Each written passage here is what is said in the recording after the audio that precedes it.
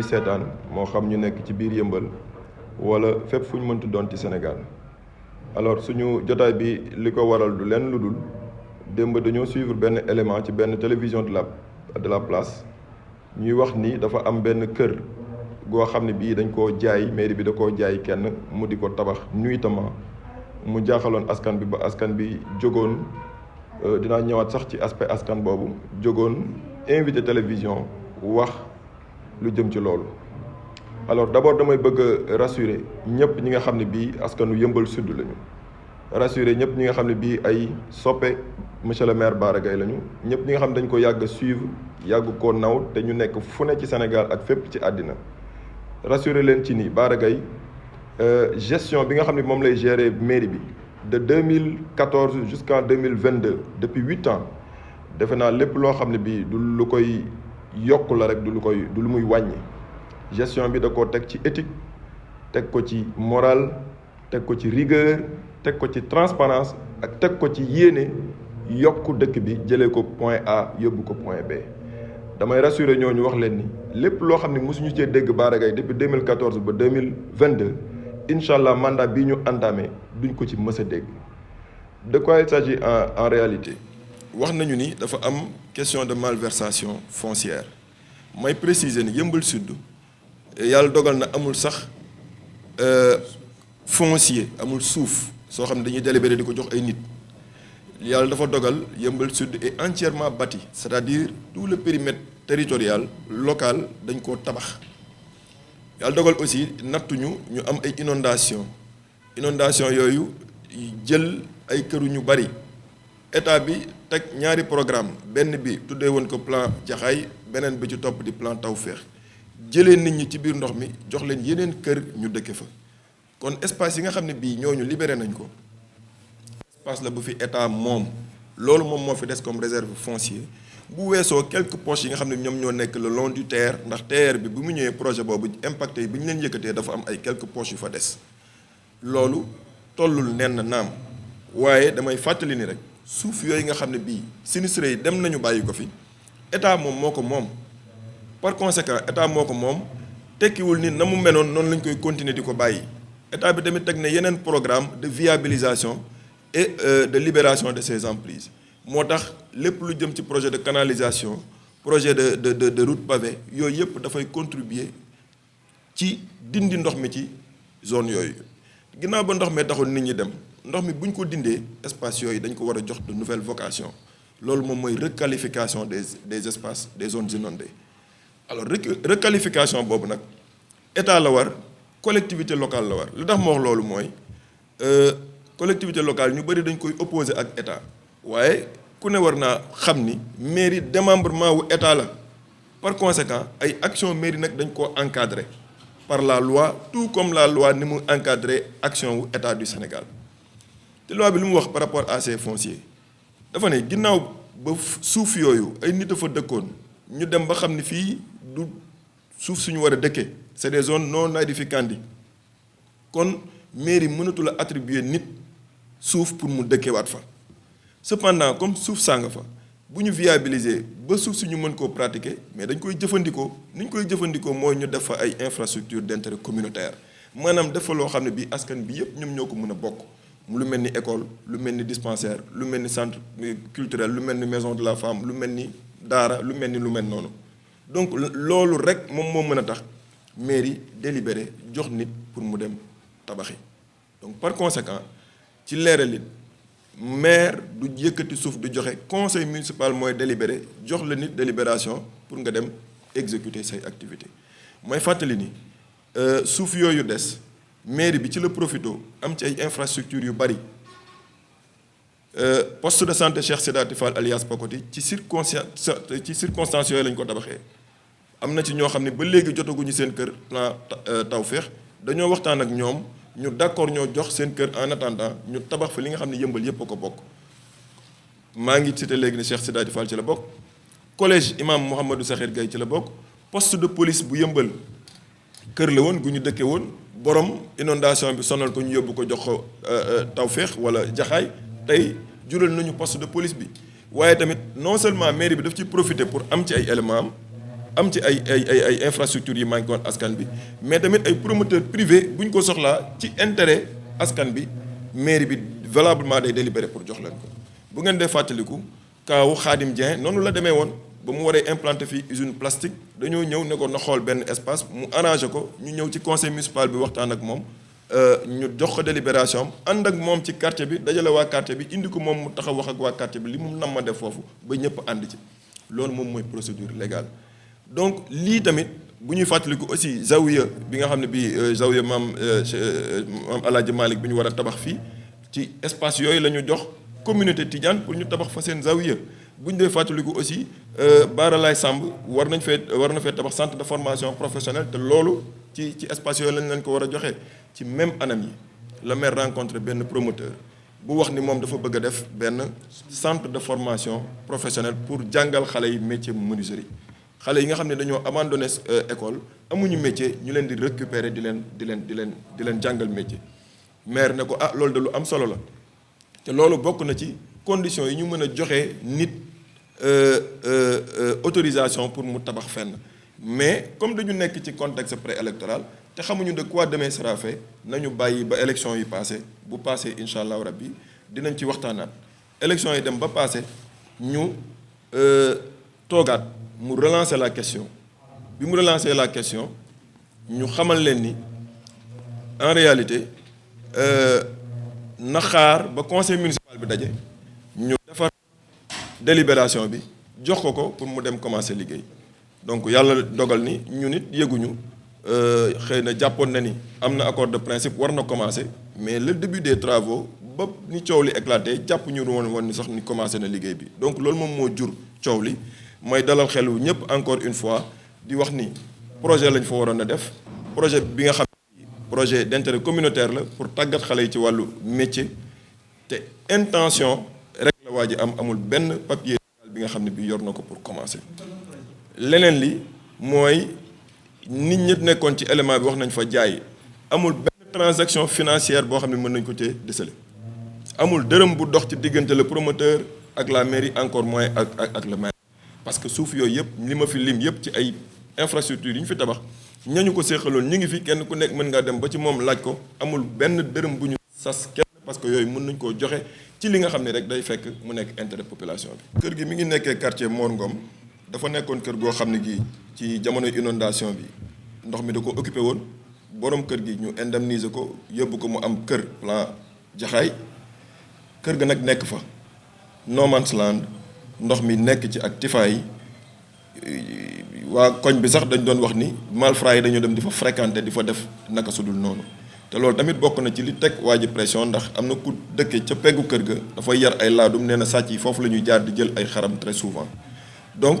kër googu amuloon dara lu mu jariñoon waa quartier bi quoi qu'on puisse dire loolu moom moo waral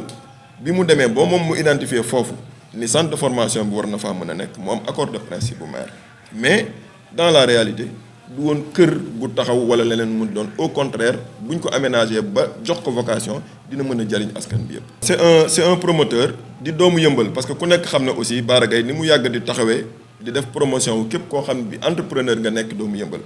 noonu la ko defee woon ak ñi ma fi lim sànq muy Khadim Dieng muy Bara Samb kii mi ngi tudd Ibou Mbaye di promoteur buy liggéey ci wàllu menuiserie am ay partenaires moom jàpp na ni. partenaires yi mu am mën na leen a indi ci biir commune bi ñu teg fi benn centre boo xam ne day tàggat xale yi ci wàllu métier loolu nekkoon loo xam ne lu am solo la monsieur le maire tamit saisir l'occasion ne comme loolu méngoo na ak anam yi ñu mën a joxee parcelle dinañ la ci xoolal fenn foo xam ne fii di nga fa nekk ngir doomu Yëmbal mën a bénéficier wu ci loolu donc loolu daal moom mooy sababu mbir mi bu fekkee am na yeneen question amul délibération loolu laa sànq dama ne xam nga délibération dafa am lu ko jiitu mooy waxtaan monsieur le maire dafa recevoir partenaire bi mu wax ko intention yi mu am mooy ubbi centre pour tàggat xale yi nga xam ne amuñu métier ci benn bërëb mu ne ko loolu Yëmbal soxla na ko doomu Yëmbal nga légalement war nga ko mën a am te aussi légalement yoon may na ma li fi des ci suuf wax naa ni Yëmbal amul terrain yu bees suuf yi nga xam ne dañ ko war dëkkee woon inondation bi jëlee ba seen borom état moom ko te collectivité locale nekk bokk ci état ñu encadré ci naka la ko war a joxee ni mu ko war a joxee rek mooy lañ fa war a def day nekk loo xam ne bii dafay nekk ci intérêt population plutôt que ñu koy jox benn nit. kon condition yooyu yëpp réunir na mu ne ko incha allah bu ñu ñëwee bu ñu ca eggee ñu woo le conseil municipal ñu def délibération jox la te du fa yem ndax bu ñu ko joxee délibération yi dañu war a wàcc ci quartier bi. délégué de quartier bi woo waa quartier bi yëpp promoteur bi taxaw waxtaan ak ñoom ci mbébét yi mu am ba ñoom ñëpp ñu xam li tax ñu fay tabax loolu ndax ñoom ñoo tax ñu koy def. amul lu daf ko sëkkoon paraît-il ko sëkkoon da ko remblai ba pare fermer mur bi ci kaw parce que dafa bëggoon a indi ay matériel mu ne mur bi la bëggoon a yëkkati rek bu ko defee ay bagage am bëgg a mën a sécuriser wu. mais loolu yëpp c'est des erreurs quoi qu'on puisse dire parce que nag wax dëgg yàlla. waroon na xaar ba am délibération mais connaissant l'homme nit ku baax la wax dëgg yàlla yéeneem ci yëmbal moom moo toll foofu te it boole ko xamul trop naka la procédure yi di demee jàppoon na ni comme am na accord de principe te it possibilité bi taxaw na kon dafa war a commencer liggéey donc man vraiment à sa décharge jàpp ma ni daf ko def ngir yàq wala def ko pour leneen lu mënti doon damaa jàpp ne ci xërëm ak ci yéene def lu baax rek moom moo taxoon mais quoi qu'on puisse dire erreur la def warul woon commencer feek joxuñu ko délibération ndax délibération boobu moom mooy ndëgër laayam te délibération Bara Gaye du ko joxe c'est le conseil municipal ñoom ñooy réunir xool opportunité projet bi waa ji proposé ndax jariñ la ci yëmbalam déet bu fekkee ne luy jariñ yëmbal la ñu délibéré ko bu dul luy jariñ yëmbal ñu bañ ko délibéré mais délibération boo ko amee dina la may droit boo demee wuti say autorisation de construire permis de construire nga commencé liggéey. waaw defe naa projet yi nga xam ne mairie jot na koo def yépp sax la ca juddoo Afia moom boo ko ci génnee dara doo ci des wax dëgg yàlla Afia moom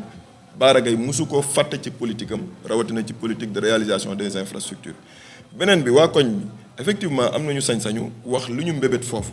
te loolu étape la boo xam ne dafa waroon a bokk ci processus bi ndax it bu amoon délibération ba noppi comme ni ma ko waxee ñu dem ci quartier ba ñoom dinañ wax lu ñu fa bëgg mais li tax ñuy wax lu ñu fa bëgg yëpp parce que ñoom ba léegi nii xamuñu lan lañ fa war a def moo tax ils sont dans leur droit quoi qu'on puisse dire même si wax dëgg yàlla ña ma gis kanam ya ma gis démb ci télévision bi ay responsable politique u APR lañ encore une fois boobu ba léegi ñu ngi gerte lan la ñu mën a xool ci Bara Gaye ba mën koo taqal et cetera mais dañu garder leur mal en patience Bara Gaye kenn du ko mës a dégg ci malversation foncière je le dis et je le réitère képp koo xam ne Bara Gaye mës naa wax ak yow xaalis ci wàllu suuf génnal nga wax ba mu leer nga génnee les preuves musul am te du mës a am ci loolu laa ubbee pour wax ne maa ngi dalal xelu ñépp ñi nga xam ne ñoo ngi koy suivre te yaakaar ko ci réew mi loolu duñ ci dégg Bara Gaye kon projet ñoom seeni mbébét la ñu wax te loolu waroon na bokk ci processus bi bu ñëwoon ba tollu ca kenn ku nekk di nga wax li nga xalaat mais man gëm naa ni li ñu fa bëgg a def ñoom bu ñu ko xamoon xëy na seen taxawaay du demee nii mais à leur décharge xamuñu te nit nag mënoo toog sa biir koñ jékki-jékki ñu tabax benn affaire xamoo kenn impliqué wu la kenn waxu la ba pare nga toog croiser les bras man je les comprends li ci rax politique rek moom laay bannir mais ña fa nekk politique gu ñu politikaay ñu jàpp naa ni ils sont dans leur droit war nañu mën a am droit à l'information li tax nag mbir mi toll foofu parce que ka tabax avisé wuñu ñun bu dul woon ak coow li du njëg ni sax commencé naa tabax loolu mooy mbir mi mais interpellé nañ ko ci question bi moom en fait loolu la wax jàpp na ni amoon na accord de principe xamul ni mairie di demee jàppoon na ni vraiment waroon na mën a commencer liggéey d'autant plus que dafa am ay partenaires yoo xam ne bii c'est des étrangers bi ñu fi ñëwee war a ñibbi mu jàpp ni war na commencer pour vraiment wane crédibilité du projet commencer liggéey bi mu commencer ko seen kanam mais loolu yëpp c'était à notre insu parce que nag du tout le temps lay gis Bara Gaye du tout le temps la mën a gis maire et cetera jàpp na ni comme amoon na accord de principe war na koo commencer ma ne ko nag nit sa alalu bopp boo ko diggee nit mën na cee def lu ko neex mais Bara Gaye moomul suuf ba koy joxe encore une fois du suuf parcelle la benn terrain la benn kër la woon donc conseil municipal bi moom mooy joxe par conséquent da nga waroon a xaar mais vraiment à sa décharge jàpp naa ni ci xërëm ak ci bëgg def lu baax looloo tax mu commencé sans aviser mais jàpp naa ni erreur bi mu def rek mooy mu ñàkk ñoo aviser bu ñu ko aviser woon incha allah je suis sûr que ni dinañ ko doon teg ci raay dinañ ko xaarloo conseil municipal bi délibéré valablement problème politique te bu ci nekk mën naa la ci indil firnde Khadim Dieng ba muy def conférence de presse am wax nañ ci waxaat ci ku ne gis na ni les responsables politiques de l'APR ñoom ñoo ko ngemb ne ko waxal lii wala waxal la loolu moom c'était très clair yàggul dara ñu gis ko mu mobiliser sol ay t-shirt ministre Amadou Hott di ko campagnal kon loolu c'était purement politique te ba léegi Khadim Dieng waxul ni Bara Gaye laaj na ma dërëm wala fay naa dërëm lu dul li nga xam ne moom la warloo urbanisme ay taxes d'urbanisme la war dañ ko koo teg sax parce que daf ko war a fay